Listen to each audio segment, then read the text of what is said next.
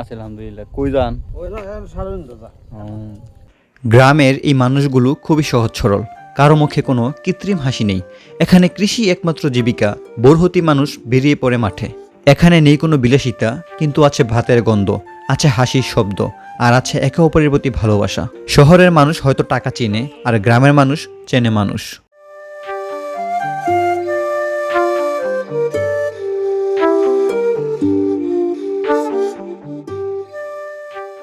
এই যে দেখতে পাচ্ছেন রাস্তার দুপাশে সারি সারি তাল গাছ, এই গাছগুলোই এই রাস্তার সৌন্দর্যকে দ্বিগুণ করে তুলেছে।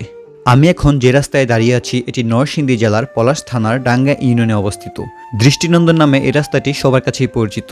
এই রাস্তাটি দিয়ে গেলে মনে হয় প্রকৃতি নিজের দুপাশে দাঁড়িয়ে স্বাগত জানাচ্ছে। আপনাদেরকে স্বাগতম আমার গ্রামে, স্বাগতম এই গ্রাম বাংলার জীবনে।